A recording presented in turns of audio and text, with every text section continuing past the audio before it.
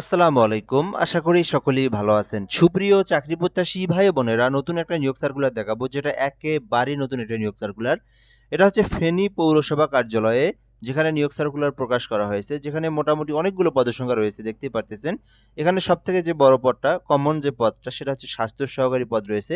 এছাড়াও কেশিয়ার, তারপরে নিম্নমান সহকারী কাম কম্পিউটার মুদ্রাক্ষরিক, আদায়কারী, তারপরে বিল ক্লার্ক, রোলার চালক, ট্রাক ড্রাইভার, বিদ্যুৎ মিস্ত্রি, তারপরে সুপারভাইজার, পাম্প চালক, টিকাদানকারী এবং ডুপ্লিকেটিং ফটোকপি মেশিন অপারেটর সহ অফিস সহায়ক পদে কিন্তু নিয়োগ সার্কুলার প্রকাশ করা হয়েছে। তো এই সার্কুলার নিয়ে বিস্তারিত আলোচনা করব। এখানে পদের নাম, পদের সংখ্যা, বেতন, গ্রেড, স্কেল, শিক্ষাগত যোগ্যতা, বেসিক্যালি কারা কারা আবেদন করতে পারবে, কারা কারা আবেদন করতে পারবে না, এবং আবেদনের প্রসেস সম্পর্কে সব কিছু আপনাদেরকে বুঝে এবং দেখে দেওয়ার চেষ্টা করব। সম্পূর্ণ ভিডিওটা দেখবেন, তাহলে আপনারা এই যে ফেনী পৌরসভার যে নতুন নিয়োগ সার্কুলারটা প্রকাশ করা হয়েছে, এটা সম্পর্কে আপনি জানতে পারবেন এবং আবেদনও করতে পারবেন। আচ্ছা, সার্কুলার শুরু করার আগে একটা বিষয় বলে নিই, যারা আমাদের চ্যানেলে নতুন আছেন বা ভিডিওটা নতুন দেখতেছেন, চ্যানেলটিতে অবশ্যই সাবস্ক্রাইব করে রাখবেন। এই চ্যানেলে বাংলাদেশের সরকারি যত নিয়োগ সার্কুলার প্রকাশ করা হয়, সকল সরকারি নিয়োগ সার্কুলার আমার এই চ্যানেলে আমি আপলোড দিয়ে থাকি। এছাড়াও বেসরকারি ভালো ভালো নিয়োগ সার্কুলারগুলো আমরা এই চ্যানেলে আপলোড দিয়ে থাকি। তো অবশ্যই সাবস্ক্রাইব করে যুক্ত থাকবেন। ফেসবুক পেজের লিঙ্ক দেওয়া আছে কমেন্ট বক্সে, ফলো দিয়ে রাখবেন।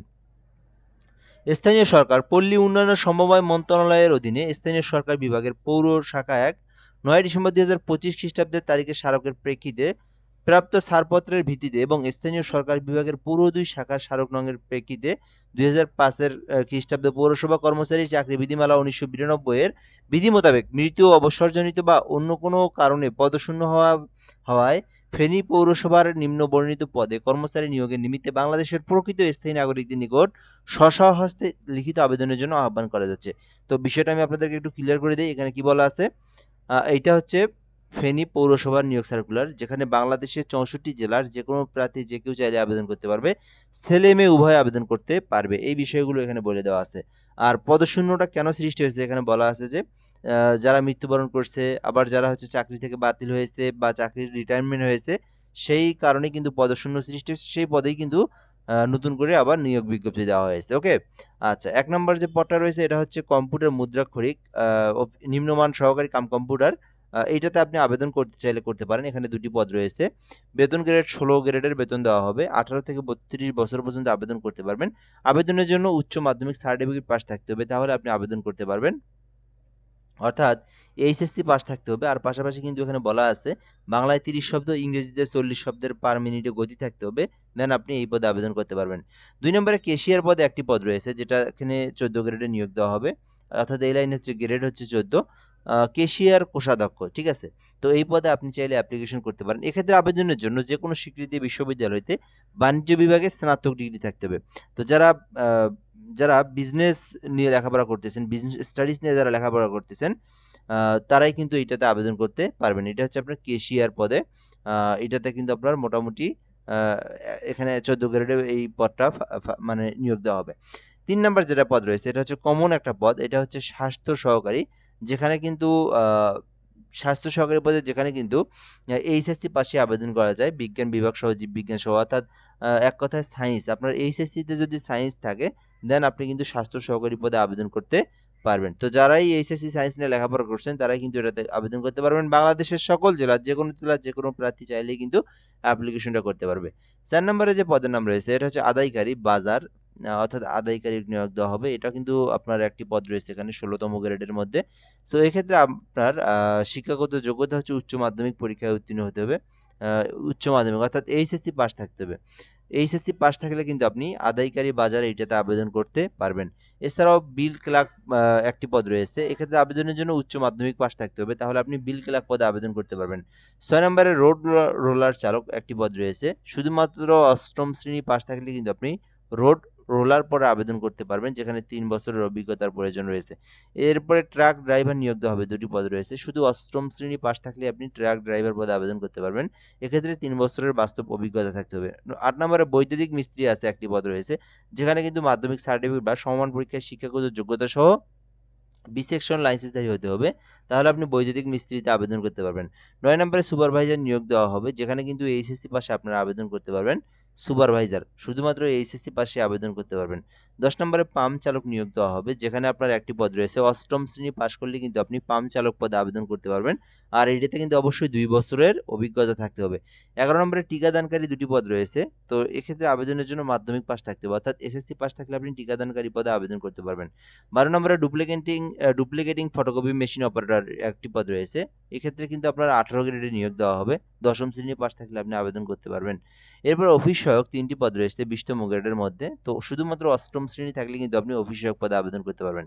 তো এখানে আপনি আপনার শিক্ষাগত যোগ্যতা অনুযায়ী যে পদে ইচ্ছা সেই পদে কিন্তু চাইলে অ্যাপ্লিকেশন করতে পারবেন। ওকে? আচ্ছা, এরপর আমরা দেখব আবেদনের জন্য যে শর্তাবলী দেওয়া আছে। তো এখানে বলা আছে যে আবেদনকারীর প্রার্থীর নাম, পিতামাতার নাম, পিতামাতার নাম, স্থায়ী ও বর্তমান ঠিকানার নাম, জন্ম তারিখ, তারপরে এখানে এই তারিখ থেকে মাইনাস করে আপনার যে জন্ম তারিখটা হয় বা যে বয়সটা থাকে সেই বয়সটা দিতে হবে। প্রার্থীর বয়স, ধর্ম, জাতীয়তা, শিক্ষাগত যোগ্যতা ও প্রযোজ্য ক্ষেত্রে অভিজ্ঞতা যদি থাকে আপনার, সেক্ষেত্রে সেটা আপনি এড করে 30/3/2026 খ্রিস্টাব্দ তারিখের মধ্যে অফিস চলাকালীন সময়ে ডাকযোগে প্রশাসক ফেনী পৌরসভা বরাবর আবেদনপত্র পৌঁছাতে হবে। বিলম্বে কিংবা সরাসরি কোনো আবেদন গ্রহণ করা হবে না। তো এই বিষয়টা আমি আপনাদেরকে ক্লিয়ার করে দিই কিভাবে কি করবেন। তো আপনারা যারা আবেদন করতে চান, একটা A4 কাগজের মধ্যে আপনার ফুল জীবন বৃত্তান্ত লিখবেন, পার্সোনাল তথ্য, এডুকেশনাল কোয়ালিফিকেশন, সকল তথ্য দিয়ে আপনি আবেদনটা পূরণ করবেন। সিভিটা আপনি নিজ হাতে লিখতে পারেন অথবা কম্পিউটার টাইপ করে লিখবেন। লেখার পরে আপনার সকল তথ্যগুলো দিয়ে লিখে আপনার সুন্দর করে আপনার সিভিটা সাজাবেন, ঠিক আছে? ওই সিভিটা কিন্তু আপনাকে পাঠাতে হবে। এছাড়াও কিন্তু এখানে কিছু যে ডকুমেন্টগুলো লাগবে, আবেদনকারীকে অভিজ্ঞতা সনদপত্র, তারপর শিক্ষাগত যোগ্যতার সনদপত্রগুলো লাগবে। এগুলো কিন্তু সত্যায়িত করে ১ম শ্রেণীর কর্মকর্তা দ্বারা সত্যায়িত করে পাঠাতে হবে, ঠিক আছে? এছাড়াও 4 কপি পাসপোর্ট সাইজের ছবি লাগবে। এগুলো কিন্তু সত্যায়িত করে আপনাদেরকে পাঠাতে হবে। এই যে সকল ডকুমেন্টগুলো সহ, ঠিক আছে?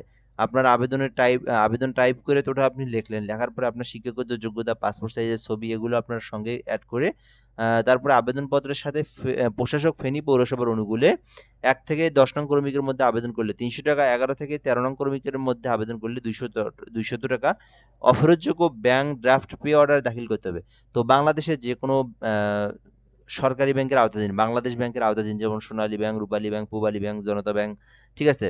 কৃষি ব্যাংক, রাষ্ট্রীয় এইরকম ব্যাংকগুলোতে আপনারা যাবেন। যাওয়ার পরে বলবেন যে আ এই যে ফেনী পৌরসভার অ প যে ফেনী জেলা প্রশাসক বরাবর আমাকে এই যে আপনি যদি ১ থেকে ১০ এর মধ্যে আবেদন করেন ৳৩০০, আর যদি ১১ থেকে ১৩ এর মধ্যে আবেদন করেন ৳২০০ একটা পে অর্ডার স্লিপ দেন। তো আপনি ফর্মটা পূরণ করে দিবেন, তাহলে আপনাকে পে অর্ডারটা দিবেন। টাকা দিবেন, আপনাকে এই পে অর্ডারটা দিবে। সেইটা সহ আপনার সকল ডকুমেন্টগুলো আপনাকে পাঠাতে হবে। কোথায় পাঠাতে হবে? ফেনী জেলা প্রশাসক বরাবর ডাকযোগে অথবা কুরিয়ারের মাধ্যমে আপনাকে পাঠাতে হবে। তো সরাসরি গিয়ে কিন্তু আপনাকে নিবে না। তো অবশ্যই কারো মাধ্যমে পাঠাতে হবে। ঠিক আছে? সো এরপরে দেখা যাচ্ছে এখানে কি ক্ষেত্রে আপনি আবেদন আপনার গ্রহণযোগ্য হবে না। বয়সের ক্ষেত্রে কোনো প্রকার এফিডেভিট গ্রহণযোগ্য না, যেটা বয়সেরই। একজন আবেদনকারী একাধিক পদে আবেদন করার কোনো সুযোগ নেই। সরকারি চাকরি বিধি মোতাবেক কোটা সংস্করণ করা হবে এবং আবেদনকারীকে খামের উপর স্পষ্টভাবে পদের নাম লিখবেন। ত্রুটিপূর্ণ, অসম্পূর্ণ, স্বাক্ষরবিহীন আবেদন দরখাস্ত বাতিল বলে গণ্য হবে। প্রার্থীকে লিখিত মৌখিক পরীক্ষায় ব্যবহারিক পরীক্ষা হবে। এখানে কিন্তু যাওয়া আসার জন্য কোনো টিএ দিয়ে দেওয়া হবে না। আবেদনকারীকে পূর্ণ ঠিকানা, যে ঠিকানা ইন্টারভিউ কার্ড পেতে চান সেই ঠিকানা কিন্তু আপনাকে ৳৬ ডাক টিকিট একটি ফেরত আবেদনপত্রের সাথে দিতে হবে। এটা কিন্তু আপনার পোস্ট অফিসের মধ্যেই পেয়ে যাবেন। এছাড়াও সরকারি, আধা সরকারি, স্বায়ত্তশাসিত প্রতিষ্ঠানে চাকরিরত প্রার্থীগণকে যথাযথ কর্তৃপক্ষের মাধ্যমে আবেদন করতে হবে এবং নিয়োগ সংক্রান্ত সকল বিষয় নিয়োগকারী কর্তৃপক্ষের সিদ্ধান্তই চূড়ান্ত বলে গণ্য হবে। ঠিক আছে? সো এই ছিল মূলত বিষয়। তো জেলা প্রশাসক নবী নেওয়াজ, ফেনী পৌরসভা, ফেনী। সো যারা আবেদন করতে চান এই বিষয়গুলো আপনারা দেখে শুনে আপনারা এইটাতে আবেদন করতে পারেন। ঠিক আছে? সো আর যদি আপনারা কোনো কিছু জানতে চান এই স্যারগুলো নিয়ে, সেক্ষেত্রে আপনারা কমেন্ট করে জানাতে পারেন। ইনশাআল্লাহ আমরা রিপ্লাই দিয়ে সেই বিষয়টাকে আপনাকে জানিয়ে দেওয়ার চেষ্টা করব। সো ভালো থাকবেন। আসসালামু আলাইকুম।